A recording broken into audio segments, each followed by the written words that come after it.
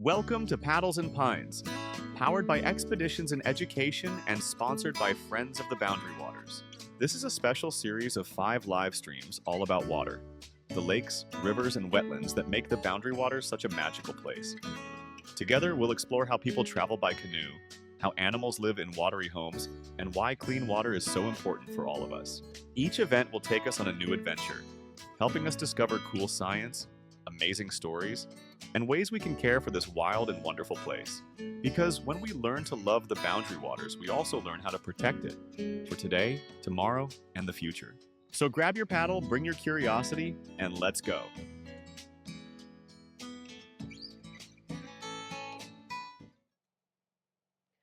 Hey everyone, this is Dr. Drizzle, and welcome to Paddles and Pines, a collaboration between Expeditions in Education and the Friends of the Boundary Waters. This is live stream number 4, and today we're at McDougal Lake. But before we get started and I introduce you to all of our amazing guests for today, I want us to get a sense of place. I want us to be for the next hour where our feet are. So get out your journals. Get your pens or pencils ready, and I'm going to share where we are, and I want you to think about 3 things. I notice, I wonder, and it reminds me of. Here we go.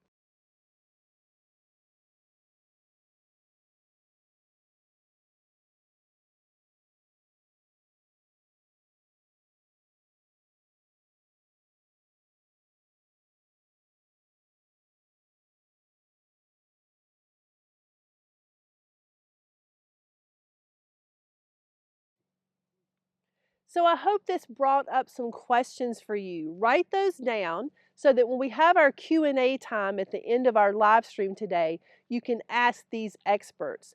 Today, we're in a boreal forest, and we're here with a couple of amazing people and Allison. She's not sleeping in a tent today. If you were here with us on Monday, we had to get her up out of the tent, but she is here ready to go. We also have with us Melanie from who is our author from today, which is going to be real exciting. We also have Lane. Now, Melanie and Lane know each other. So if there's a little brother-sister kidding going on here, that is absolutely normal. We also have Allison back with us. Allison, I want to thank you again for your reaching out to have us work on this project with you to really elevate the Boundary Waters. Can you tell us just real quickly, what is the mission of the Friends of the Boundary Waters? Yeah, with Friends of the Boundary Waters, our mission is to protect and preserve the wilderness and to educate folks all over the country and Minnesota about how to visit this place, how to protect this place, and how to enjoy this place. And what's really interesting, this is live stream number 4, and about 4,500 students so far have been learning about this place. So I'm hoping that our goal of having them fall in love with it and then wanting to save it is coming to fruition. On Wednesday, on live stream number 3, on Monday, we were doing water as home, water as where we lived. We talked a little bit about fire that day. We're going to dive a little deeper into fire. So I know that you've got some things that you're going to do with us, but tell us, what is fire good for when we're out camping? Yeah, so when we're out at a campsite similar to where we were just a couple days ago, fire can be a really useful tool for cooking. It can help you keep the bugs away. It can be a nice thing to just gather around and talk as in the evening once things are dark. It's nice to have that glowing fire to look at.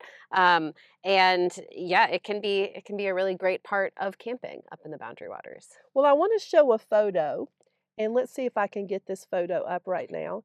Tell us what we're looking at, sort of set the stage for what we're going to be doing today. Yeah, so in this picture we see a typical Boundary Waters campsite, and that thing in the middle is a fire grate. Those are at every campsite in the Boundary Waters, and that would be where you would build your fire. And we learned last time about leave no trace, and one of our leave no trace principles was to minimize campfire impact. And the way that we do that in the Boundary Waters is by having that fire just in that one place when we're using it for cooking.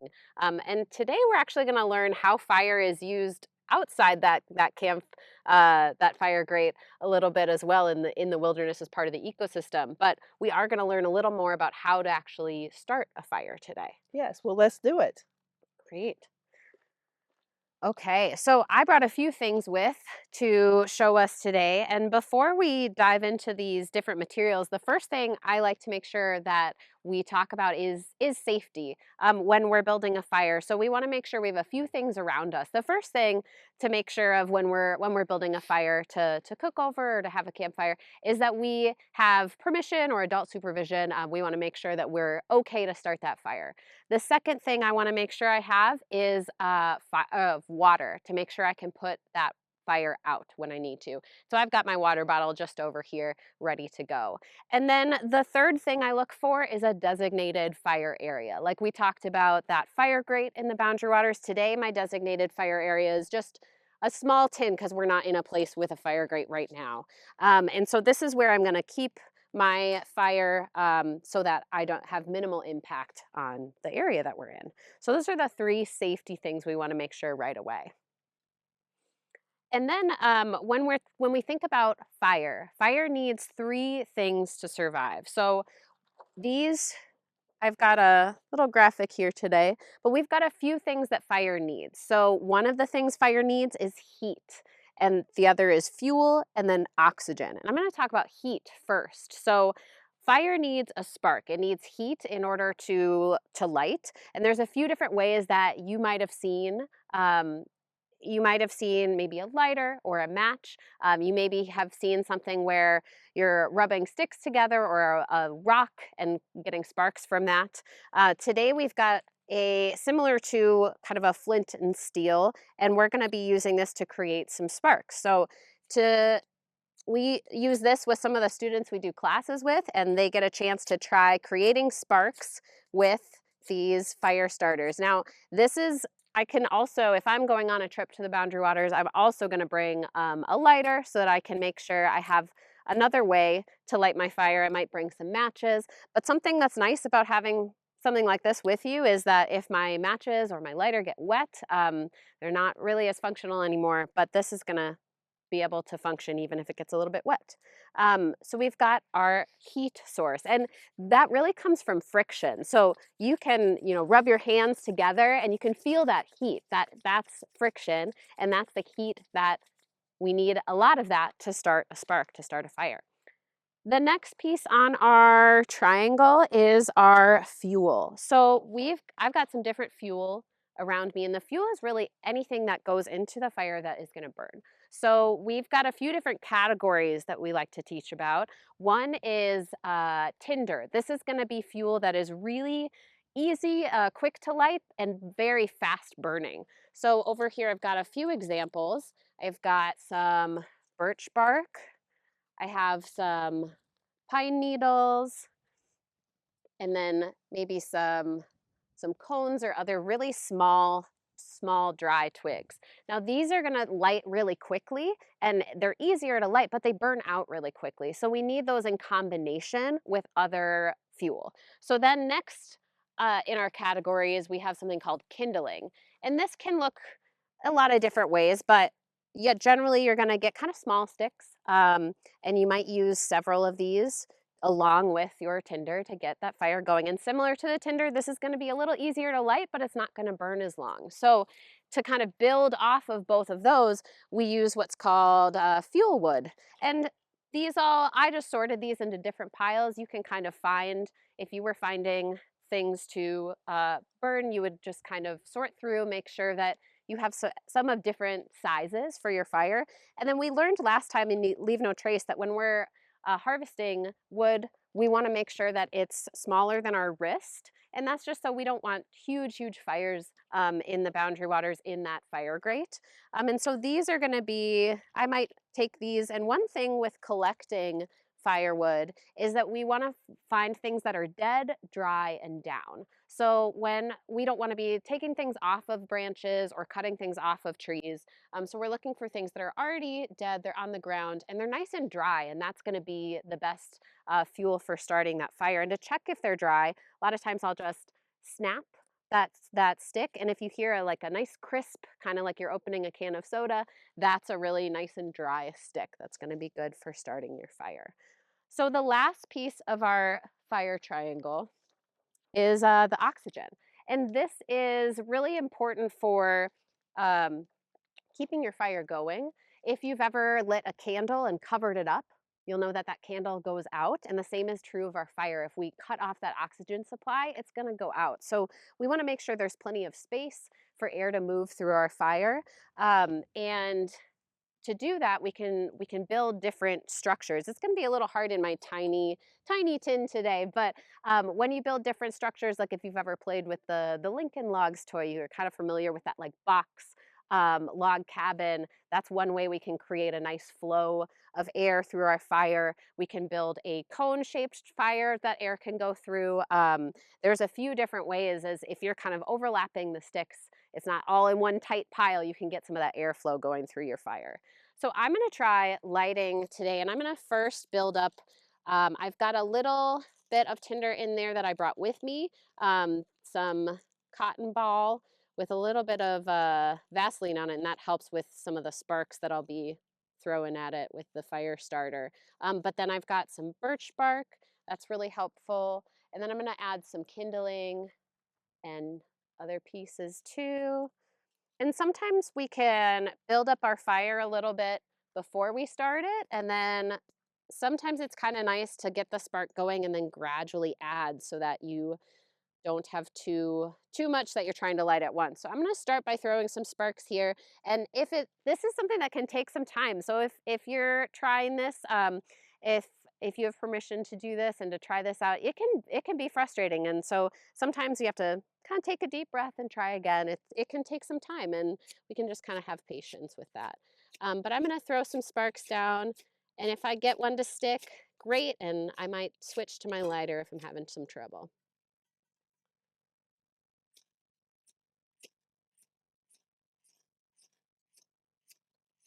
Here we go. So we have a little flame starting here, and I'm just gonna gradually add some things so I'm not keeping that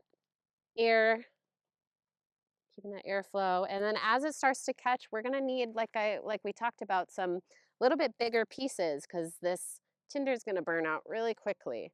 So I'm gonna just lightly add some wood around that so that I'm not being careful not to smother it.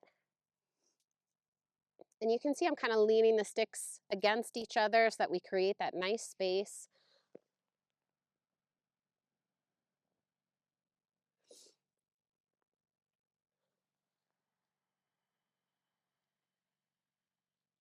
And sometimes if you add too many things too quickly, it can smoke out a little bit.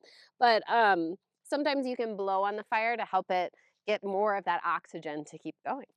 Well, I love that you have created this space for us because today you mentioned that fires can also just be great for conversations, to sit around a fire and talk to family and friends. So I kind of want to use that as the segue into our next part. We've invited some friends here today to share with us their knowledge, their stories. And our first beautiful, amazing expert is Nisso Melanie Montano. and she's going to give you the right pronunciation if I mess that up. But we are glad you're here. You are an author of a beautifully written and illustrated book. So, can you sort of tell us a little bit about yourself? And then we're going to learn a little bit about more about fire through your book.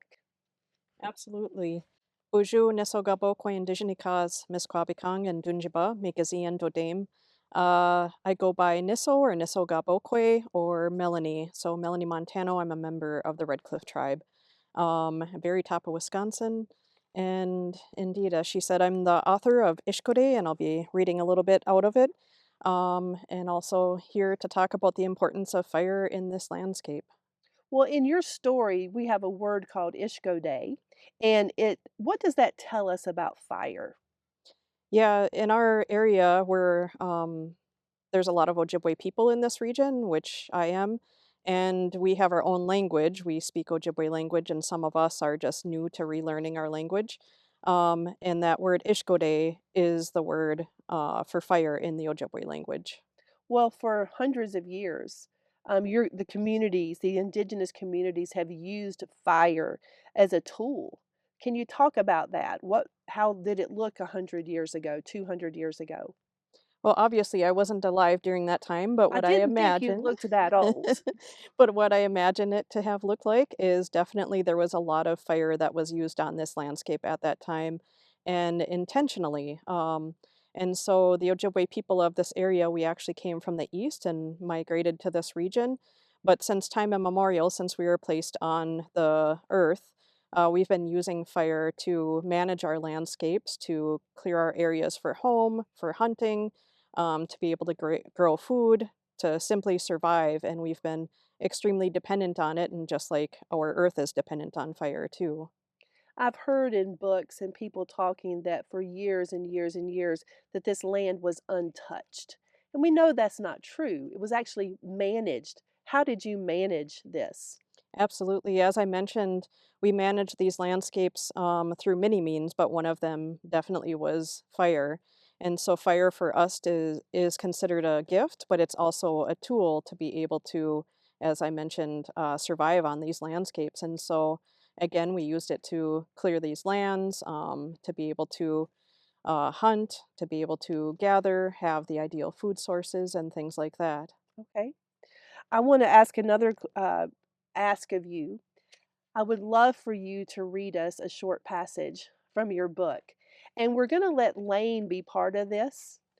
He is going to be the page turner and the person who shows the pictures. So again, this is Ishkode, a story of fire.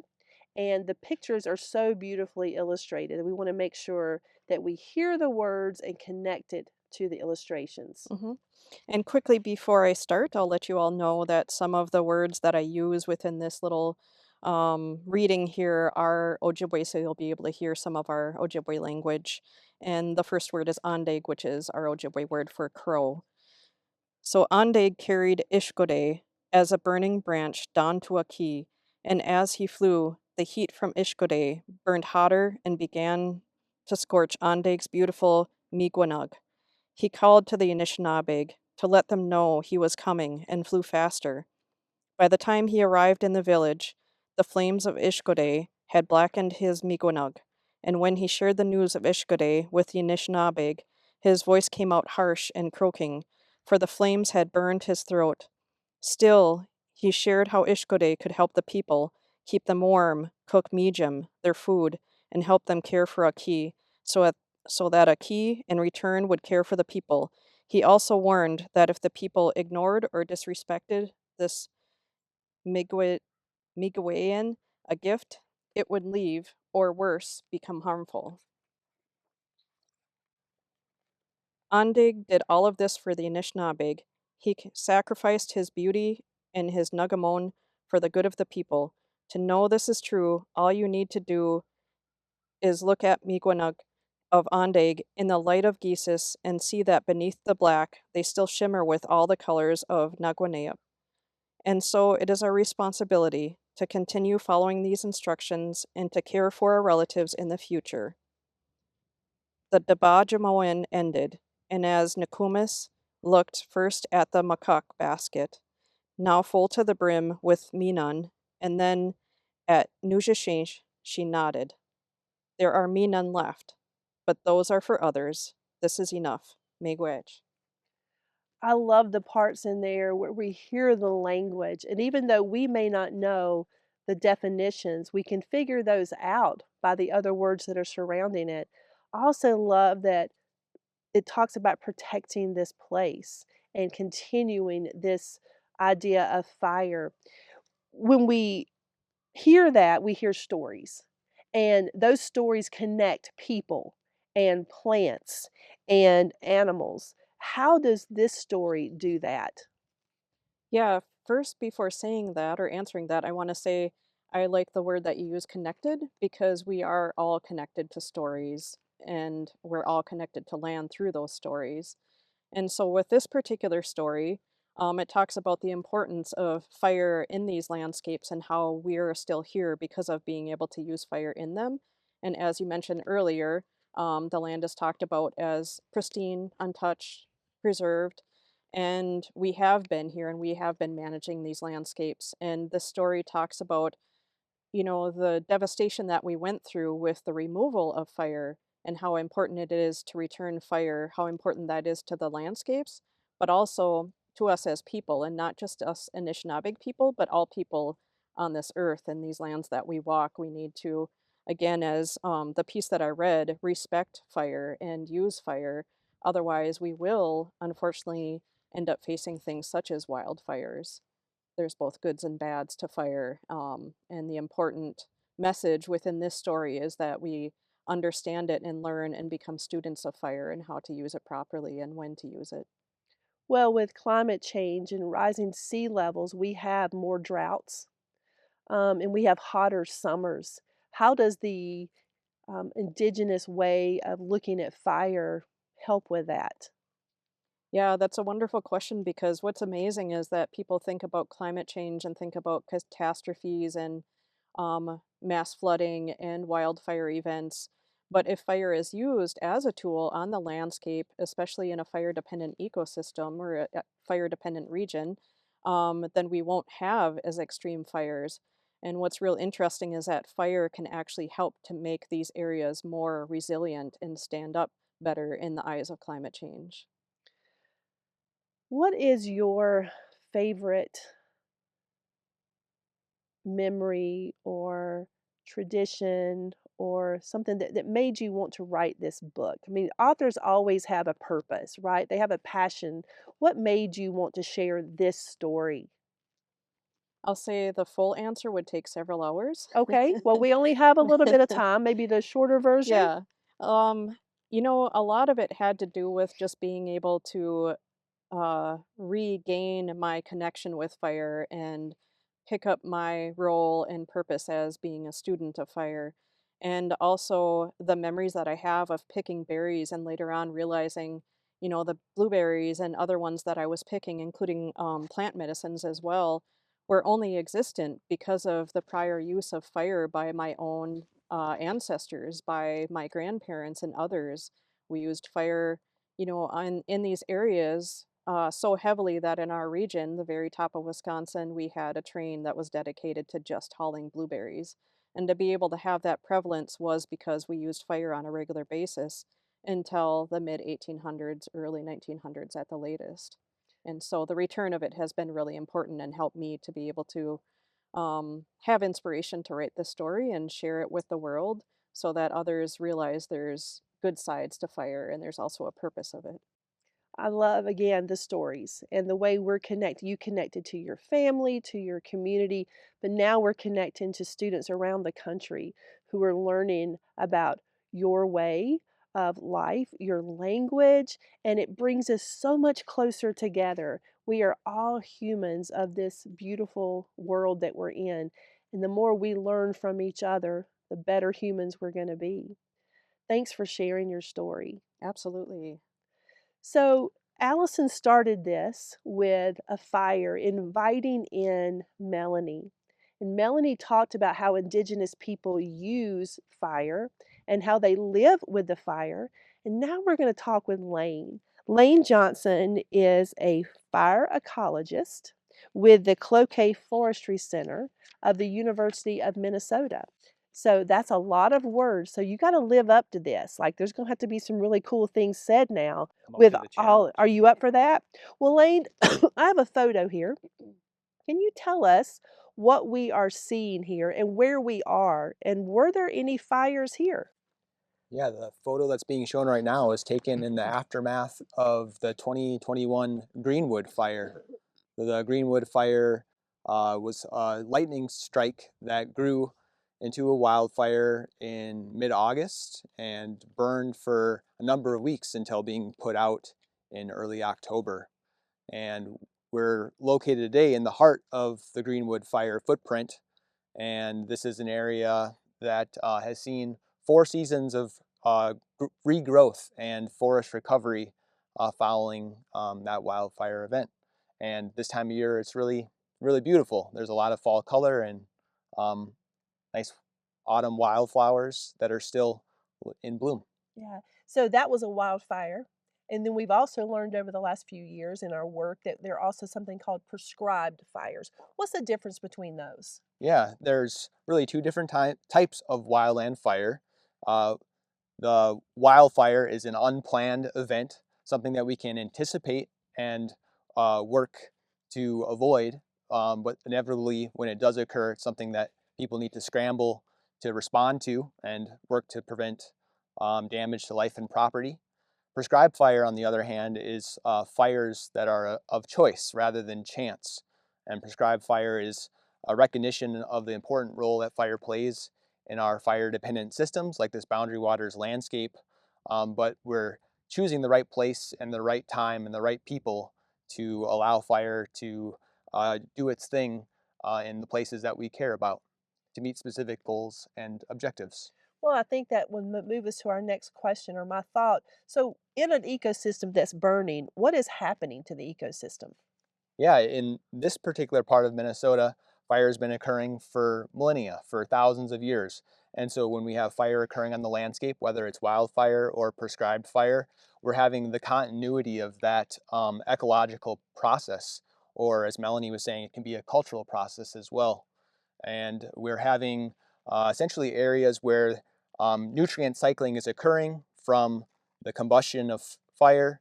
We have fire-dependent species like jack pine we have here that have cones that are serotinous, and they actually have this waxy film that keeps the seeds inside the cone until a fire comes through. And when the fire melts that resin, the cones actually end up opening, and then the seeds are released. And so jack pine's an incredible example of a fire-dependent species that needs fire to regenerate on upland sites. We also have around us red pine, which is another fire-dependent pine species. And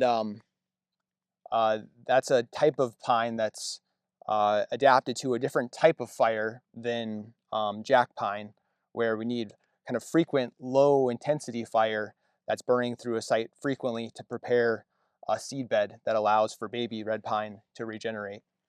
So those are just 2 examples, but basically this entire landscape that we're standing in, there's different species that have fire adaptations, and then wildlife that depends on those different types of plants.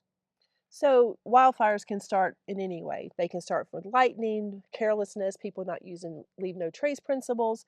When do you know whether to let it burn or to step in and stop it? What makes that decision for you? Yeah, in this portion of Minnesota, we have land and fire managers that are with the federal and state forestry services. And so they have a really sophisticated system for managing fire. In places like the Boundary Waters Canoe Area Wilderness, they have the flexibility to take wildfires that are that do start and go through an assessment. And if there's a fire that doesn't pose risk to lives or to private property, they can decide to manage that wildfire and allow it to burn given certain parameters are met.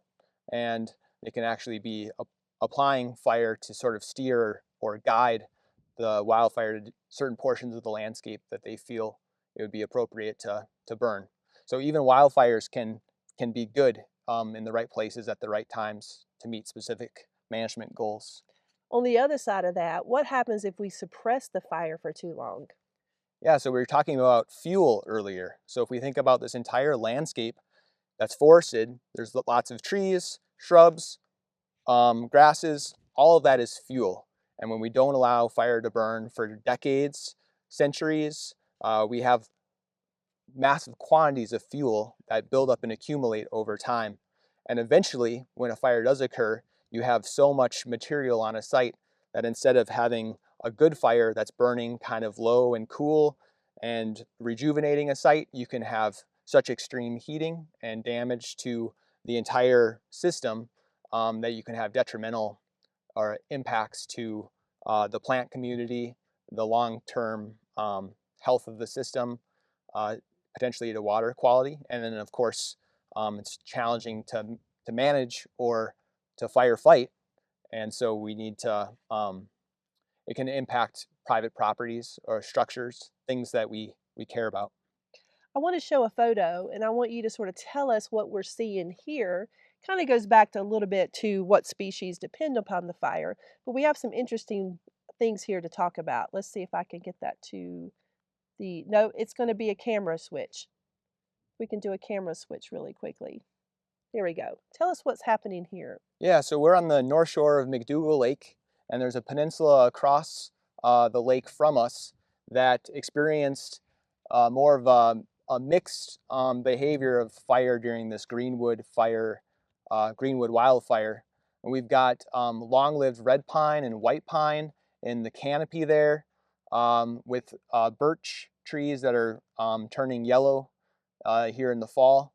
And those are trees that all have fire adaptations.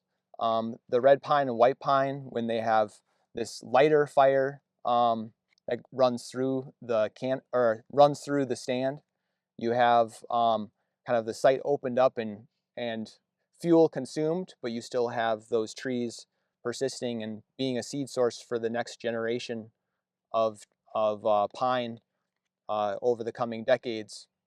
And we also have these spruce budworm killed balsam fir near the water, and spruce budworm killed balsam fir are highly flammable, but a lot of those were consumed during this wildfire event, and it actually makes this site more resilient to a future wildfire, or perhaps really well set up to respond to a prescribed fire if one were planned and implemented on that portion of the landscape. When you look back at hundreds of years ago and you want to study fires, what types of tools would you use to be able to do that? And I think we're all going to pick something up off the ground right now. So we all have different examples of red pine cross sections. These are remnant fire-scarred red pine that were collected in northern Minnesota. The two over here are from the Boundary Waters, these island sites on a lake called Lac LaCroix. And then the ones that we're holding over here are from where I work. And these trees are really long-lived, and they're able to withstand this low severity, kind of frequent light burning, and they actually will record those fires within their growth rings. So the tree that I'm holding here was actually born 200 years ago in 1824, and then when it was just a teenager, it saw its first fire in 1841. So every single combination of light and dark wood is an annual year. It's a growing season. And so we can count out from when the tree was born and get to 1841. And this break in the growth rings is where the tree was injured by fire, but continued to grow.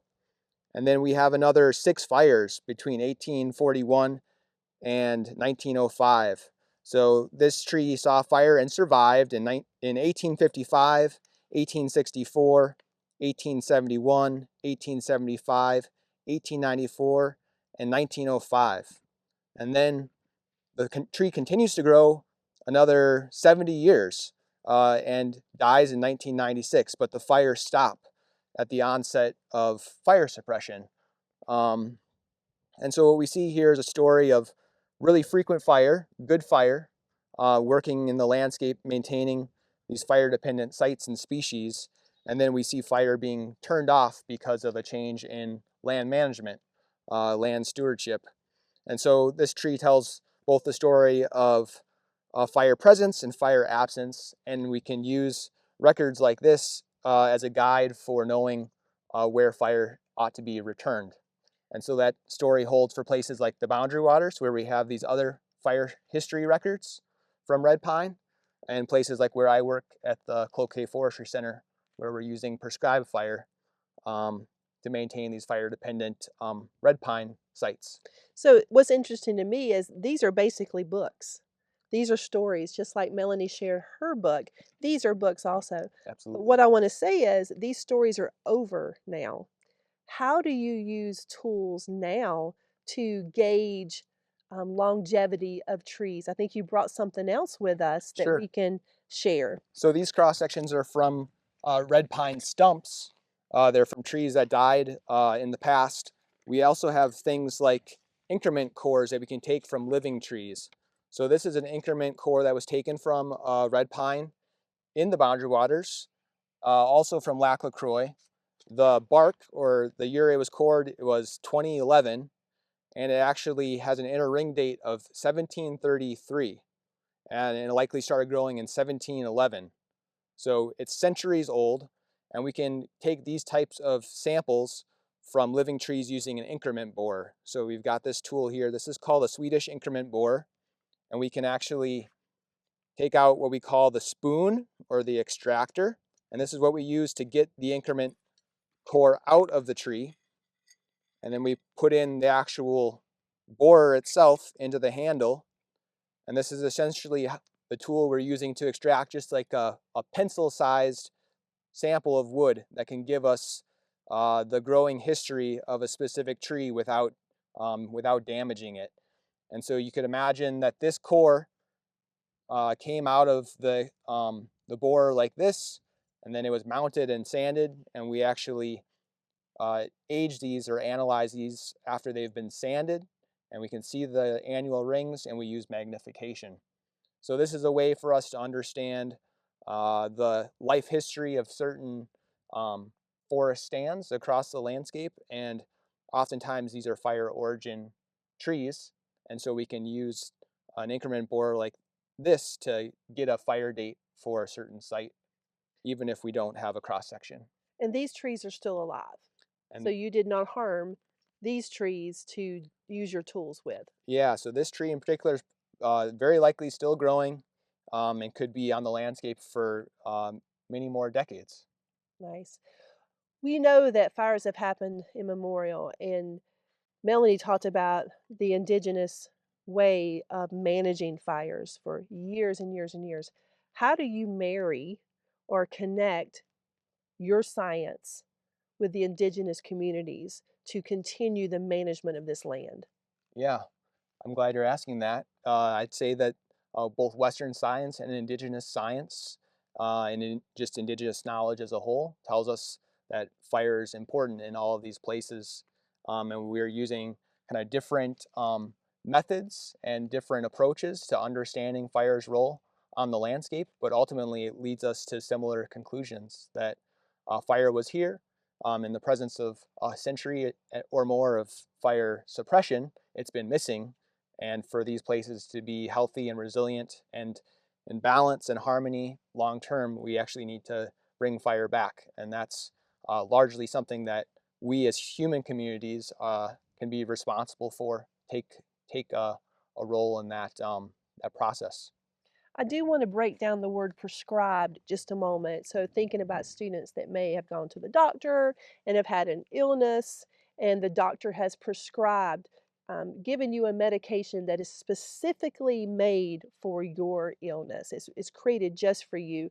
I think, in the same way, prescribed burns may look a little different depending on landscapes. Like you said, there's a plan in place. Yeah, absolutely.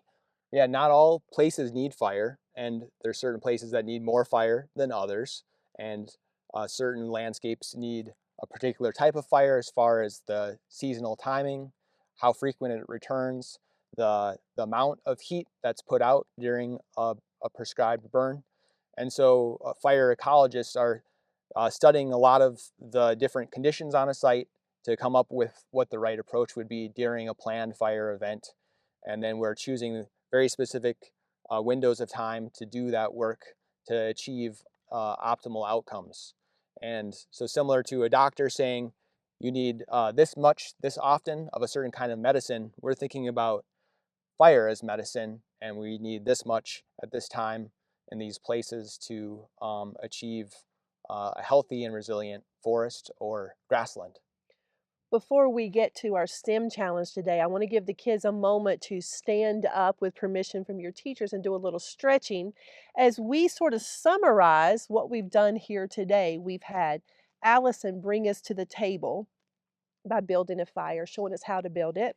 We've had Melanie tell the story of the indigenous communities and their use of fire and continued management. And then you coming behind that and giving us more science things about the fires and how they're managed and how they're observed and investigated and learned from. So now we're going to do a little chant. And I'm going to ask that that little brother-sister thing come out now in any of your movements that you have. So we're standing up and we're going to do this together. And Allison's going to help me do this. So we're going to be the leaders. And then Lane and Melanie are going to lead the students in this chant that we're going to do. So get ready, set. Fire is natural, fire is strong. Fire is natural, fire is strong. It clears the way where new life belongs. It clears the way where new life belongs. Prescribed burns, planned and wise. Prescribed burns, planned and wise. Keep the forest healthy under open skies. Keep the forest healthy under open skies. Wildfire unchecked can rage and roam. Wildfire unchecked can rage and roam. But resilience grows and life finds home. But resilience grows and life finds home. Fire recycles, seeds take root. Fire recycles, seeds take root. Ecosystems thrive and nature's renewed. Ecosystems thrive and nature's renewed. And that brings us to our amazing STEM challenge for today. One of the challenges in a changing climate during climate change is designing buildings that can survive wildfires. So your challenge is to design a fire-resistant structure. Now, first of all, you want to think about the materials that you're going to use. Melanie, we had talked earlier before we got on camera that some of the indigenous homes used particular materials. Can you tell us about that to give them some ideas? Yeah, I love this challenge, especially thinking about how this fire here started with some birch bark. And so our word for birch bark is wigwas. And our homes in this region, we actually used wigwas or birch bark to build wigwams, and we sealed them with other materials and things. And you think about how easily that birch bark burned and how it was used to start a fire, but the birch bark was also used to build our homes in this fire-dependent ecosystem, which means we had our homes literally in the middle of fires, but we were able to keep our homes safe by clearing the land in the region around our homes. And again, we use the fire for different things like hunting and for gathering food and whatnot. But what's important to think about is the fact that birch bark is so flammable, but that's what we lived in with fire surrounding us because we knew how to prepare the landscape around us to make sure that our homes remained safe too. It reminds me of at the beginning, Allison talked about, excuse me, using fuel to start the fire. And then you said we need to clear out the fuel so that we don't have more devastating fires. And that's exactly what we've done here with this material. So, which materials will you choose and why? How can your design keep people safe and the environment healthy? So that's another thing. We want to think about the types of materials we use. We don't want to hurt the landscape. And then this last piece is more of a I like you, you like me thing. We want to keep the balance between safety and being sustainable materials and then keeping the cost low. so that we all can benefit from these structures. Now, earlier in the week, we talked about building bear resistant canisters, and we told you to test it. There is no testing for this one. You are just going to create your prototype using natural materials, take photos of it or draw it out, and you're going to share with Melanie and Lane and Allison your ideas. And who knows, maybe you could be the best new builder designer of fire resistant places. Now, we also want you to have a little skin in the game too. So think about what you would build. Would it be a cabin for your family? Would it be a place where forest ecologists could do their work, an office space? Could it be a community center where people go to listen to amazing stories and get connected with other people? Remember, it's up to you to come up with this design and share with us, and we're excited to hear that. I want you to think about one thing before we open up for questions. Think about where you live, where your boots are on the ground every day. Think about the idea of fires. What have you seen? Do you live in forest areas? Do you live in urban areas? How does fire affect you? So think about that. Sort of um, make that a journal question to think about for the next few days. And I believe that we have Mr. Kraus and Miss Bell and Miss Zimmerman online with us. And I'm hoping we have a few questions. We do. We've got a question coming all the way from Wyoming, and it has to do with fire. The first part of the question is, what do you do if you're camping and a fire breaks out? And then a follow-up is, what do animals do when a fire breaks out? Well, Allison, you want to speak to this as a camper in the Boundary Waters, and then maybe we can have. Did you hear that question? Hear it, no. All right, so what happens if you're camping and a fire breaks out? And then how do the animals stay safe?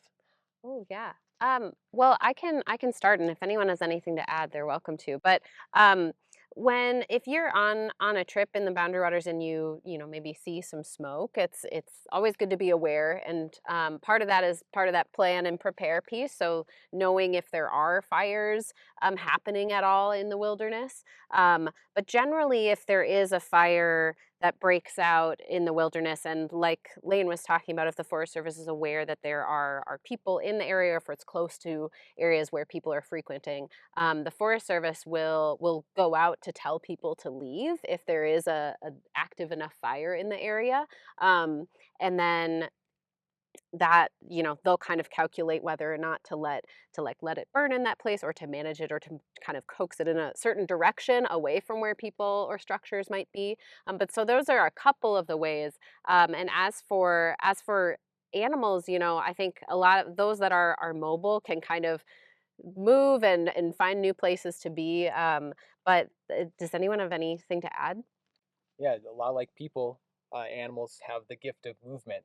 So we have birds that can fly. We have some animals like deer or moose that can run and move to a safer location. Maybe there's certain types of animals that will burrow or go underground. Or we could have things like amphibians that might go to a wetland. And then we have to be completely honest. Fire is both a renewer, but it also can destroy, and it does kill things. And sometimes wildlife are harmed during a wildfire or prescribed fire. And so we need to kind of consider all of those things as part of the ecological process, and yeah, respect fire because it has that capabilities. Absolutely. And remembering our leave no trace principles, and one of those talks about fire. So making sure that you're not doing anything that's going to cause a fire. What else do we have? So Olivia G from Mr. Stewart's class would like to know, with all the water around there, if you have wading birds, and if you do, how do the fires impact them and the fish? Wow. So I will tell you that this morning we spent quite a bit of time looking at trumpeter swans out here in the water behind us. So, how do fires affect birds and fish? Maybe sort of in the same way. Have you seen this happen, Melanie? Any experiences with fires, or know how the birds are protecting themselves?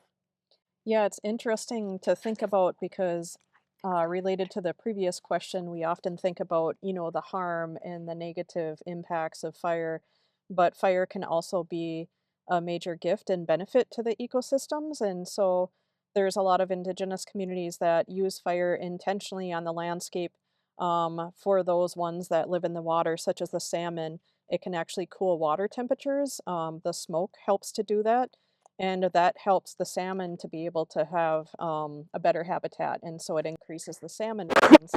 And also fire helps to create and increase habitats for certain bird species as well as bats. We've seen that there's been a significant decline in some of the bats, throughout time, and where there has been places of fire, those bats, the populations have fortunately increased as a result, because of having better habitats post fire and better food sources that come up after a burn as well. So this balance between fire being a healer and fire being a destroyer, and how we work with both of those to make things happen for the betterment of the earth and the people and the animals around them. I love that piece again, that it's not all just bad. It's not just black and white. There are ways to make it work for all of us. How about another question?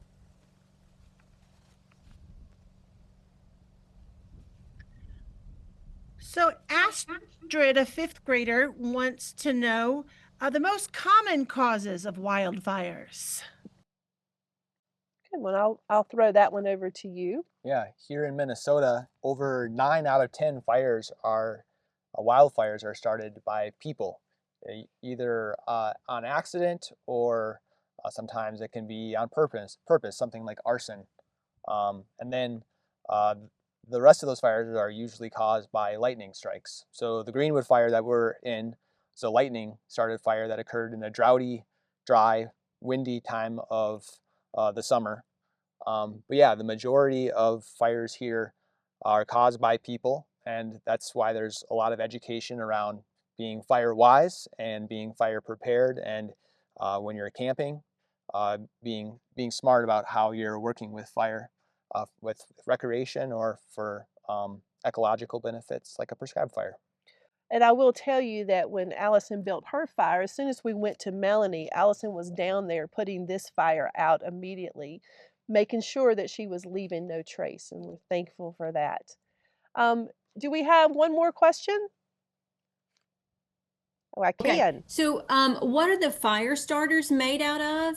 And then why do fires need oxygen? Well, I can answer the first one, then maybe for the oxygen one, maybe Lane can take that over. But the fire starters we use, it's very similar to flint and steel. It's a slightly different. It's called a ferro rod, but it's two different types of rock that when they're rubbed together, they do create those sparks. It's sort of, you get that reaction. But yeah, and then the fire needing oxygen, I don't know as much in the technical science of that. Do you want to? But Lane does, Yeah. because he's a fire ecologist. Yeah, so fire is combustion, and combustion is a chemical reaction, but it's also like a physical transformation. And essentially, the chemistry of fire is that we need oxygen for fire to become a chain reaction and to grow and consume fuel. Beyond why that's necessary, I'd say it just is that way. But if a fire doesn't have oxygen, you're not going to have a sustaining fire. But if you have a windy day and all of the fuel's there and you've got an ignition source, you have that fire triangle maintained, and you have a fire that's going to continue to grow unless it's given some parameters or checks. Yeah. And you know what? Sometimes we don't have all of the pieces of the information, because although we're extremely smart, not everything has a very cut and dry answer. So here's your challenge. If you know more of the science behind why oxygen is needed, we want you to make sure you let your teachers know and they can share that with us, because I have some stickers and magnets to give out to some students who are just going to think more about this live stream and give us more information. I will say that I was told that oxygen is that third part Sort of like a peanut butter and jelly sandwich needs bread and peanut butter and jelly to be complete, to form a cycle, if you will. And then also thinking about oxygen being something that we need to breathe in. Without it, we won't live. And then we breathe out. What do we breathe out, everyone? Carbon dioxide, which is what our plants need. Now, that makes no sense at all, and I need a better explanation so that I can give you some stickers and magnets. So make sure you let your teachers know that, and they're going to send me an email, and we will send out some of those to the best answers. Nice. Miss Zimmerman or Miss Bell or Mr. Kraus, do we have one last question? We do, and it Yes, is we an do. They're incredible looking one. at those trees behind you, and they're noticing that those appear to have been burned. They're wondering how long ago were those trees burned in order to have that much regrowth in the area. Since there isn't one last question, I'm wondering. There is one. Oh, there So is. sorry, Okay. the speakers are going out, and we got two people talking at the same time. So let's answer Miss Bales first. This fire behind us was in 2021. Correct. And this is the fire that happened here, so 4 years ago, and we do already have beautiful growth coming up. Yeah. But how long does it normally take for new growth to happen? Yeah, this whole area was becoming reforested pretty much right away in the next growing season. So in the spring of 2022, we already saw new trees coming in, particularly the quaking aspen behind us. These are all fire-killed quaking aspen. They immediately started sending up new shoots. They're resprouters. And so a lot of what you see, this gold in the background, is from quaking aspen suckers or resprouts. And then we also have some regenerating paper birch and some planted white pine that the Forest Service came in and planted to take advantage of this open sunlit spot. Perfect. Now, Miss Zimmerman, we also were hearing you ask a question too, and we lost you. Can you go ahead and ask that one? I think Miss Bell and I were asking the same question, so we're good. Excellent, excellent. Melanie, you were going to share something with us. Yeah, one question to leave with the students too is if they think fire is alive or not. Great question. So we talk in 5th, 6th grade science about things that are abiotic and biotic. And we talk about things that have life and things that don't have, that are not alive.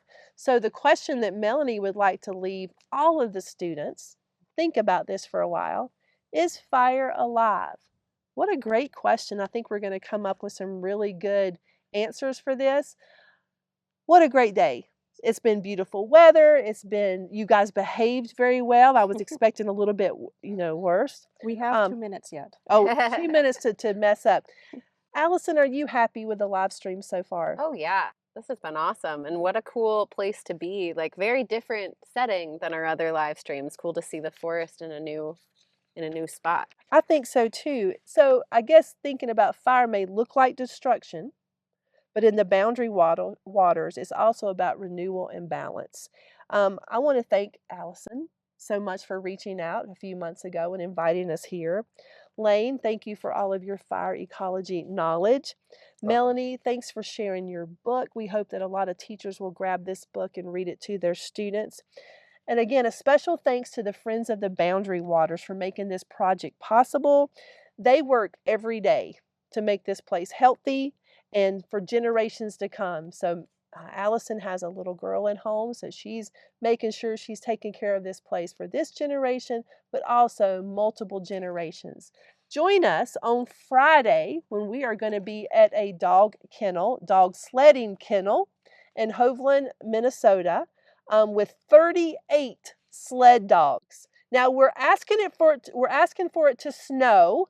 I'm not sure we're going to get that order in, but we're going to be meeting up with Musher Mary Manning, and we're going to learn all about dog sledding. So we've gone from water as a trail, water as a habitat, water as home, water and fire, and we're going to end up on Friday with frozen water that connects all this boundary water together. So on behalf of Friends of the Boundary Waters, Melanie, Lane, myself from Expeditions and Education, and our two rock stars that are behind the screens, Dave and Steve.